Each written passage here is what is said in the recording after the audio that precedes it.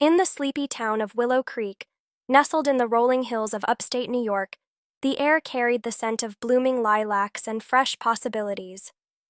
It was the summer of 2025, and 19-year-old Lila Harper was on the cusp of something extraordinary. She was no longer the awkward girl who hid behind oversized sweaters and thick glasses. Over the past year, Lila had blossomed. Her chestnut curls now framed a face that glowed with newfound confidence. Her hazel eyes sparkled with curiosity, and her laughter seemed to dance on the breeze. Lila stood in front of her bedroom mirror, adjusting the straps of her sundress. She felt different, alive in a way she hadn't before. Her heart, once content with the simple joys of books and her sketchpad, now yearned for something more. A connection, a spark, someone to share the colors of her world with. She didn't know who it would be, but the longing was undeniable, like a melody she couldn't stop humming. That afternoon, the Harper family was hosting a barbecue to welcome back Lila's cousin, Ethan Caldwell, who had just returned to Willow Creek after 3 years in Seattle. Ethan, at 25, was the golden boy of the family, charming, ambitious, with a smile that could light up a room. He'd left to chase a tech startup dream, but now he was back, ready to start a new chapter. Lila hadn't seen him since she was 16, a time when she was all elbows and insecurities. She wondered if he'd even recognize her now. The backyard was a flurry of activity. String lights swayed in the breeze, the grill sizzled with burgers, and kids ran around chasing fireflies as the sun dipped low. Lila's parents, Tom and Sarah, were in their element, laughing with neighbors and refilling lemonade pitchers. Lila, however, felt a nervous flutter in her stomach as she scanned the crowd for Ethan. And then she saw him. Ethan stood by the picnic table, a bottle of iced tea in hand, talking to Uncle Jack. His sandy blonde hair caught the golden light, and his easy laugh sent a ripple through the air. He was taller than she remembered, his frame lean but strong, his blue eyes bright with a kind of quiet confidence. When their gazes met, Lila felt her breath catch. He smiled, a slow, warm curve of his lips, and waved her over. "Lila, is that really you?" Ethan's voice was warm, teasing. "You're all grown up." She blushed, tucking a curl behind her ear.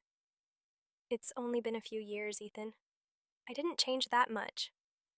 "Oh, you did," he said, his eyes lingering on her for a moment longer than necessary. "You look different. In a good way."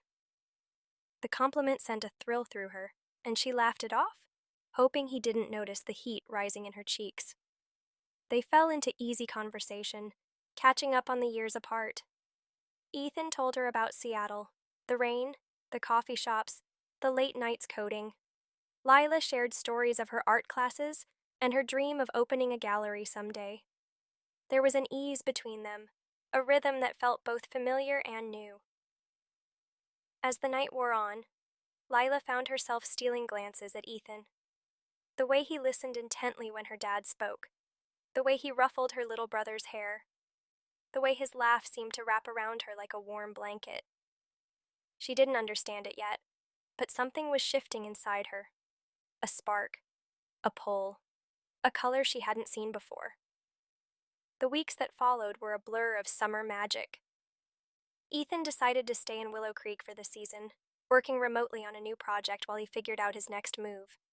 He rented a small apartment downtown, but he was often at the Harper house, helping with chores or just hanging out.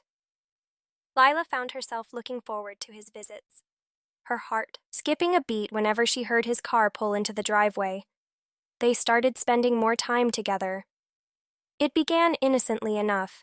Ethan would join Lila on her walks through the town's nature trails, or they'd grab ice cream at Daisy's Diner, laughing over shared memories of childhood summers. Lila loved how Ethan saw the world, not just as it was, but as it could be. He'd point out the way the sunlight filtered through the trees, describing it like a painter might, and she'd feel her heart swell. He was different from the boys her age, who seemed more interested in their phones than in the world around them. One afternoon, They found themselves at the old willow tree by the creek, the one they used to climb as kids. Lila spread a blanket on the grass, and they sat, sharing a basket of strawberries she'd picked from her mom's garden. "Do you ever think about the future?" Lila asked, popping a strawberry into her mouth. "Like, where you'll be in 10 years? Ethan leaned back on his elbows, gazing at the water. "All the time.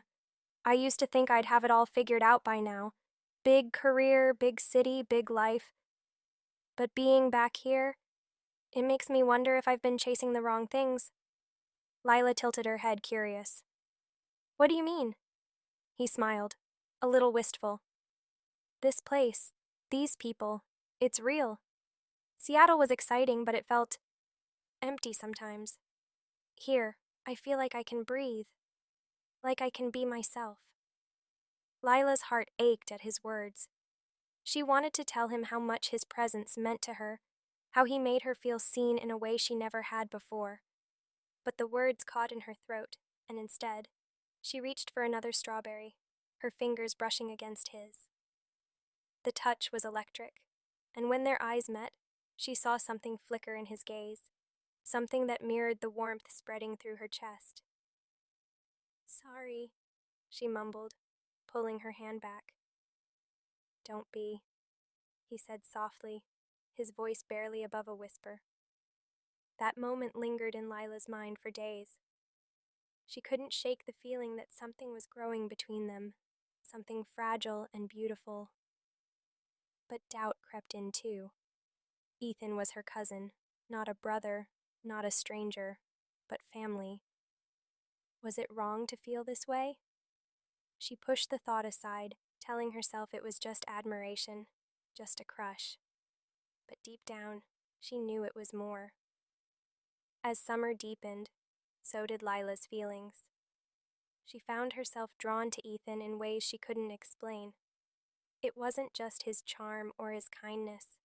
It was the way he made her feel like the best version of herself. When she showed him her sketches, he didn't just nod politely. He asked questions, pointed out details, made her feel like her art mattered. When she rambled about her dreams, he listened, really listened, as if every word was a brushstroke on a canvas. One evening, they ended up at the town's annual fair, a kaleidoscope of lights, music, and laughter. Lila wore a white dress that floated around her like a cloud, and Ethan couldn't stop stealing glances. They rode the Ferris wheel, their shoulders brushing as the cart swayed at the top. The world below sparkled, and for a moment, it was just the two of them, suspended in time. "You ever feel like you're searching for something but you don't know what it is?" Lila asked, her voice soft against the hum of the fair. Ethan turned to her, his expression unreadable. "Yeah, all the time. But lately, I think I'm starting to figure it out." Her heart raced. "What is it?"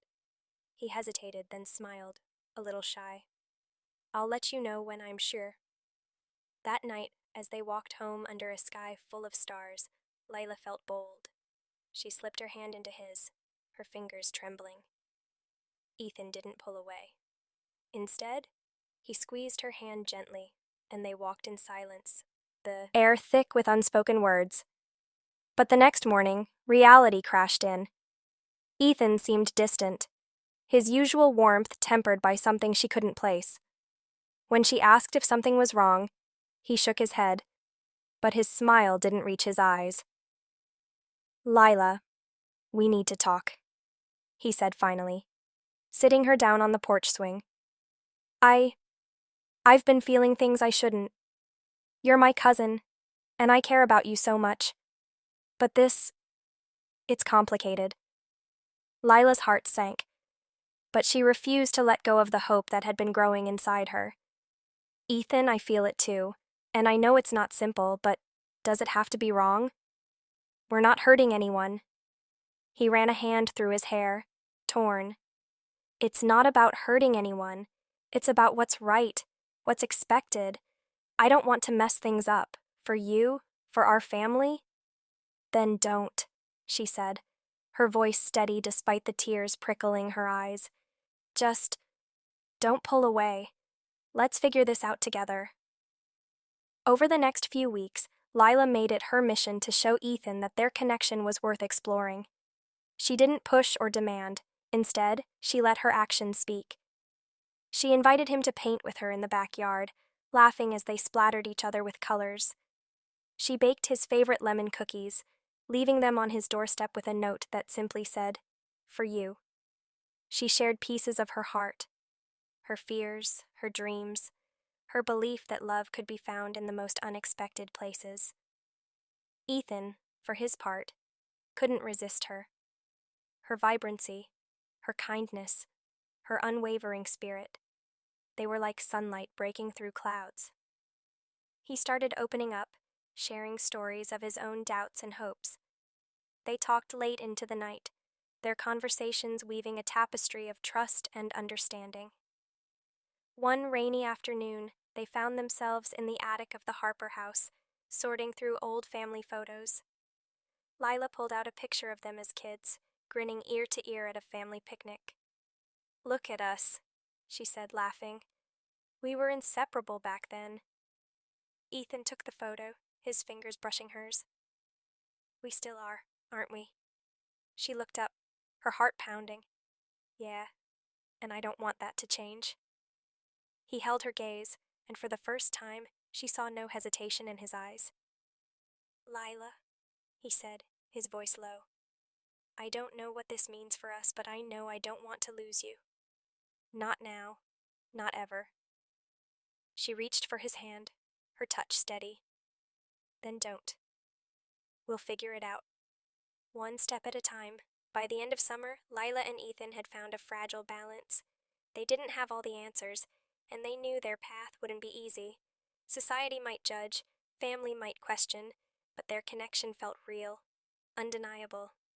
They decided to take things slowly, to build something grounded in trust and respect. They spent their days exploring Willow Creek, dreaming of a future where they could be together without fear. Lila's art flourished, inspired by the colors of their love. Bold, vibrant, unafraid. Ethan found new purpose, working on a project that combined his tech skills with Lila's creativity, a vision for an app that showcased local artists. One evening, as they sat by the creek, Lila leaned her head on Ethan's shoulder. "Do you think we're crazy?" she asked, half laughing. "Maybe," he said, kissing the top of her head. "But if this is crazy, I don't want to be sane." They didn't know what the future held, but they knew they'd face it together. And in that moment, under the stars, with the creek whispering their secrets, Lila felt like she'd found the color she'd been searching for all along. The color of love, painted in shades of courage and hope. Please subscribe and hit the bell icon for latest uploads.